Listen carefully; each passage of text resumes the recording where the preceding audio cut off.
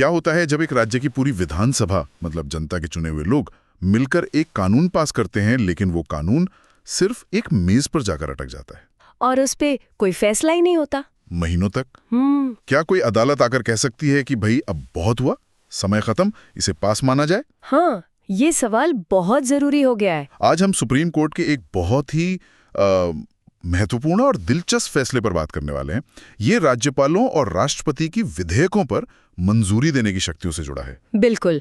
और इस चर्चा के लिए हमारे पास जो स्रोत है वो है संसद टीवी पर वरिष्ठ वकील हरीश साल्वे के साथ हुई एक बहुत गहरी बातचीत। अच्छा। हाल ही में पंजाब, तमिलनाडु, केरल जैसे कई राज्य इसी मुद्दे को लेकर सुप्रीम कोर्ट पहुंचे थे और ये फैसला उसी के जवाब में आया है।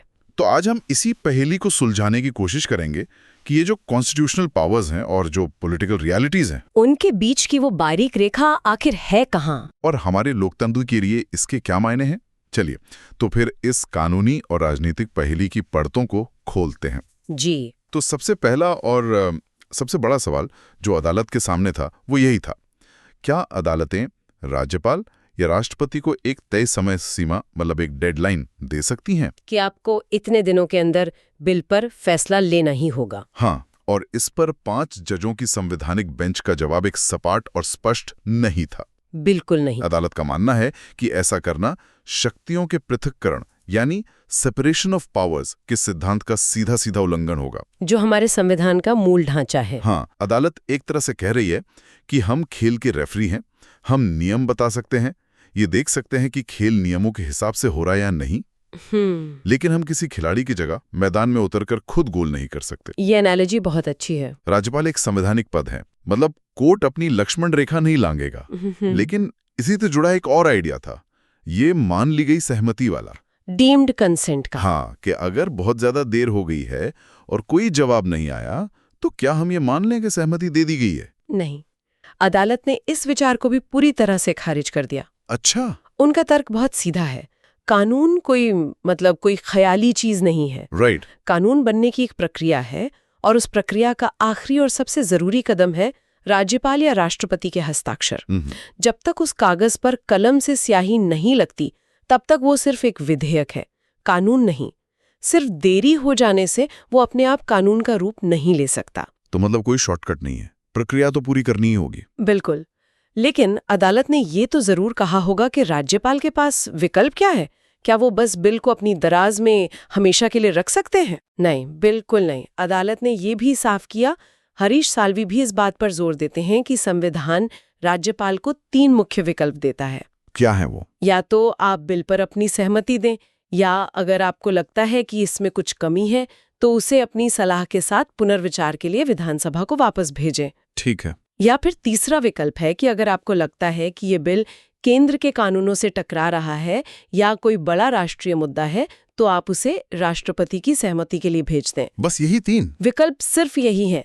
चौथा विकल्प यानी बिल को अनिश्चित काल के लिए अपनी जेब में रख लेना संविधान में कहीं नहीं लिखा है। लेकिन यही तो सारा कंफ्यूजन शुरू होता है, क्योंकि इसी साल इसी सुप्रीम कोर्ट की एक दूसरी बेंच ने तो कुछ और ही किया था, है ना? हाँ, बिल्कुल। उन्होंने तो तमिलनाडु के कुछ बिलों को डीम्ड कंसेंट दे दी थी। हाँ, और ये इस नए फैसले का एक बहुत ही महत्वपूर्ण पहलू है। आप बिल्कुल सही कह रहे हैं। इसी साल 8 अप्रैल को 2 न्यायाधीशों की एक बेंच ने अपनी विशेष शक्तियों यानी अनुच्छेद 142 का इस्तेमाल करते हुए, अच्छा, 142 का, हाँ, तमिलनाडु के 10 विधेयकों को मान ली गई सहमति दे दी थी, क्योंकि उन पर बहुत ज्यादा देरी हो चुकी थी। अब इस 5 न्यायाधीशों की बड़ी बेंच ने उस पुराने नजरिए को साफ तौर पर गलत ठहराया है। उन्होंने कहा है कि वो एक तरह का संवैधानिक अतिक्रमण था, कॉन्स्टिट्यूशनल ओवररीच। एग्जैक्टली। तो एक तरह से सुप्रीम कोर्ट ने अपने एक पुराने फैसले को सुधारा है। ये तो बड़ी बात है। बहुत बड़ी बात है। तो फिर उन 10 तमिलनाडु विधेयकों का क्या हुआ? क्या वो अब कानून नहीं रहे? हरीश साल्वे के विश्लेषण के मुताबिक उस केस का जो फाइनल रिजल्ट था वो शायद ना बदले। क्यों? ऐसा इसलिए क्योंकि मामला सुलझने तक उन विधेयकों पर बाद में हस्ताक्षर हो गए थे, तो वो मुद्दा एक तरह से खत्म हो गया। अच्छा, तो वो मूट हो गया। हाँ, लेकिन जो कानूनी सिद्धांत है वो अब शीशे की तरह साफ कर दिया गया है। सुप्रीम कोर्ट ने एक तरह से अपनी ही सिस्टम में एक बग फिक्स किया है। उन्होंने ये स्थापित कर दिया है कि अदालत अपनी विशेष शक्तियों का इस्तेमाल करके राज्यपाल की कुर्सी पर नहीं बैठ सकती और ये नहीं कह सकती कि ठीक है, अगर राज्यपाल सहमति नहीं दे रहे तो हम दे देते हैं। ये शक्ति अदालत के पास नहीं है। ठीक है, ये बात तो समझ आ गई, कोर्ट ने अपनी सीमा तय कर ली। लेकिन अब हम उस असली समस्या पर आते हैं जिसकी वजह से ये सारे राज्य कोर्ट गए थे। जी। कोर्ट ने एक तरफ तो कहा कि हम समय सीमा नहीं देंगे, लेकिन फिर ये भी कह दिया कि आप अनिश्चित काल तक बैठ भी नहीं सकते। ये तो थोड़ी विरोधाभासी बात नहीं हो गई? असली समस्या तो इसी अनिश्चित काल की है ना? बिल्कुल, और यहीं पर ये फैसला बहुत ज्यादा न्यूआंस्ड यानी बारीक हो जाता है। अदालत ने डेडलाइन तो नहीं दी, लेकिन एक बहुत कड़ी चेतावनी दी है। क्या कहा है? उन्होंने कहा कि राज्यपाल लंबी और टालमटोल वाली निष्क्रियता यानी प्रोलॉन्ग्ड एंड इवेसिव इनएक्शन नहीं अपना सकते। ओके। ऐसा करना लोगों द्वारा चुनी गई विधायिका के जरिए व्यक्त की गई जनता की इच्छा को विफल करना होगा। ये बहुत भारी शब्द है। बहुत भारी। अदालत कह रही है कि आपकी निष्क्रियता लोकतंत्र का अपमान कर सकती है। तो ये एक तरह की नैतिक अपील हुई। लेकिन क्या इसका कोई कानूनी आधार भी है? मतलब क्या कोई राज्य सरकार इस चेतावनी को लेकर दोबारा कोर्ट जा सकती है? हाँ, और यहीं पर अदालत ने एक खिड़की खुली रखी है। अच्छा। उन्होंने कहा कि बदनीयती से की गई असाधारण देरी यानी एक्स्ट्रॉर्डिनरी केसेस ऑफ मैलोफाइड डिले के मामलों में न्यायिक समीक्षा की गुंजाइश बनी रहेगी। मतलब अगर ये साबित हो जाए कि देरी सिर्फ टालमटोल के लिए या किसी गलत इरादे से की जा रही है तो अदालत दखल दे सकती है। मैलोफाइड यानी बदनीयती। लेकिन यहीं पर तो हरीश साल्वे ने एक बहुत बड़ा और मेरे ख्याल से लगभग अनआंसरेबल सवाल खड़ा कर दिया। आर्टिकल 361 का ये इस पूरी बहस का सबसे जटिल और दिलचस्प हिस्सा है। साल्वे का तर्क अनुच्छेद 361 पर आधारित है, जिसमें राज्यपाल और राष्ट्रपति को इम्यूनिटी मिली हुई है। हाँ, जो उन्हें उनके कार्यकाल के दौरान किसी भी अदालत में किसी भी कार्यवाही से बचाता है। यह एक तरह की कानूनी ढाल या लीगल शील्ड है। आप उन्हें उनके काम के लिए व्यक्तिगत रूप से अदालत में नहीं घसीट सकते। एक मिनट, ये तो एक क्लासिक कैश 22 जैसी स्थिति हो गई।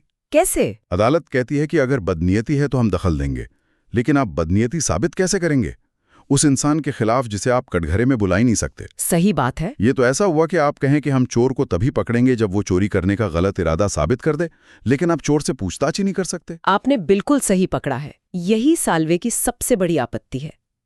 वो पूछती हैं कि आप किसी पर मालाफाइड का आरोप लगाकर उससे अपना पक्ष रखने का मौका दिए बिना कैसे फैसला सुना सकते हैं। ये तो प्राकृतिक न्याय के सिद्धांत के ही खिलाफ है। बिल्कुल।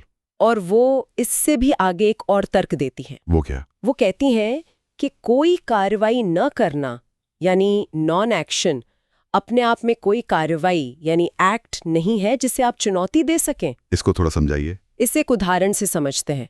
अगर राज्यपाल किसी गलत व्यक्ति को मुख्यमंत्री नियुक्त कर देते हैं तो वो एक कार्रवाई है। हाँ, एक एक्ट है। आप उस नियुक्ति को अदालत में चुनौती दे सकते हैं और इसके लिए राज्यपाल को पार्टी बनाना भी जरूरी नहीं है। ठीक है। लेकिन जब राज्यपाल ने कुछ किया ही नहीं, कोई आदेश ही पारित नहीं किया, तो आप अदालत में किस चीज को चुनौती देंगे? एक खाली फाइल को? ये इस फैसले के व्यवहारिक कार्यान्वयन पर एक बहुत बड़ा क्वेश्चन मार्क लगा देता है। बिल्कुल। तो हम एक ऐसी संवैधानिक डेडलॉक पर आकर खड़े हो गए हैं जहां एक तरफ जनता की चुनी हुई सरकार है, उसका बनाया कानून है, और दूसरी तरफ एक संवैधानिक पद है, और दोनों के बीच का विवाद सुलझाने के लिए अदालत के हाथ भी एक तरह से बंधे हुए हैं। ये तो हमारे सिस्टम की एक बहुत बड़ी कमजोरी को उजागर करता है। बिल्कुल। और ये हमें इस चर्चा के सबसे महत्वपूर्ण हिस्से पर लाता है कि अगर कोर्ट इसका हल नहीं है तो फिर हल है क्या? क्या राज्य सरकारें बस हाथ पर हाथ धरे बैठी रहें? साल्वे के अनुसार, और ये बहुत गहरी बात है, हर संवैधानिक मर्ज की दवा अदालत नहीं होती। तो फिर क्या है? असली समाधान राजनीतिक संवाद यानी पॉलिटिकल डायलॉग में है। उनका कहना है कि ये जो विधेयकों में देरी हो रही है, ये बीमारी नहीं बल्कि बीमारी का एक लक्षण है। अच्छा। असली बीमारी है केंद्र और राज्यों के बीच संवाद की कमी और बढ़ते हुए तनाव। लेकिन राजनीतिक संवाद ये सुनने में बहुत अच्छा लगता है, पर प्रैक्टिकली ये कितना मुमकिन है? आज के पॉलिटिकल क्लाइमेट में जब केंद्र और राज्य में अक्सर 36 का आंकड़ा होता है, तो ये संवाद करेगा कौन और कैसे? क्या ये कहना थोड़ा आदर्शवादी नहीं है? ये बहुत वैलिड पॉइंट है। ये तो एक तरह से समस्या को वापस उन्हीं लोगों पर डालना नहीं है जो इसे पैदा कर रहे हैं। शायद आप सही हैं कि ये आदर्शवादी लगता है, लेकिन साल्वे का इशारा शायद इस तरफ है कि संवैधानिक पद जैसे राज्यपाल का पद उसे पार्टी की राजनीति से ऊपर उठकर काम करना चाहिए। जब तक राज्यपाल सिर्फ केंद्र के प्रतिनिधि के तौर पर देखे जाएंगे और वो खुद भी वैसा ही व्यवहार करेंगे, तब तक ये गतिरोध बना रहेगा। मतलब ये समस्या सिर्फ कुछ बिलों की नहीं है? नहीं, ये हमारे फेडरल स्ट्रक्चर, हमारे संघीय ढांचे में आई एक बड़ी दरार का लक्षण है। हरीश साल्वे ने अपनी बातचीत में एक और दिलचस्प बात कही थी कि लोकतंत्र में थोड़ी बहुत खींचतान और शोर एक स्वस्थ प्रणाली का संकेत है। हाँ, उनके शब्द थे, ये दिखाता है कि हम जिंदा हैं। ये सुनने में तो काफी अच्छा लगता है। इस पर भी एक काउंटर आर्गुमेंट है। वही मैं सोच रहा था, जब एक चुनी हुई सरकार का बनाया कानून महीनों या सालों तक सिर्फ एक व्यक्ति की वजह से अटका रहे, तो क्या ये स्वस्थ शोर है या सिस्टम का पक्षाघात यानी पैरालिसिस? सही बात है, एक सीमा तो होनी चाहिए। हाँ, बिल्कुल, और साल्वे भी इस बात को मानती हैं। वो कहती हैं कि इस सब के लिए एक चीज की जरूरत है, विवेक यानी विजडम। विवेक। उनका मानना है कि हमारा संविधान इतना महान इसलिए नहीं है कि उसमें हर बात लिखी है, बल्कि इसलिए है कि उसे चलाने वाले लोगों ने अब तक विवेक से काम लिया है। जब संवैधानिक पदों पर बैठे लोगों के बीच संवाद खत्म हो जाता है, विवेक खत्म हो जाता है, तो लोकतंत्र का सबसे बड़ा नुकसान होता है। तो आखिर में समाधान क्या है अगर संवाद भी फेल हो जाए तो? साल्वे एक आखिरी दूर की कौड़ी सुझाती हैं।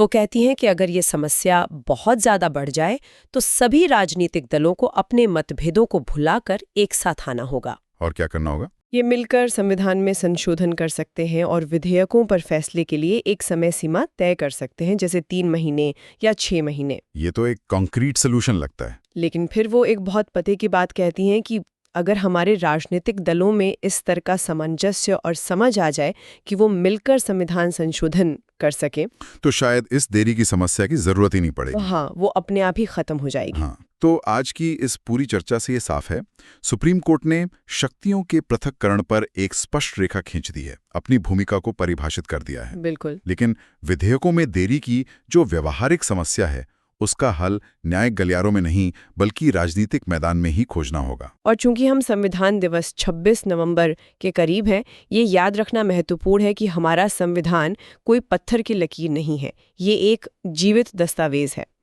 और ये इसलिए मजबूत रहा है क्योंकि इसे चलाने वाले लोगों ने इसे जिंदा रखा है।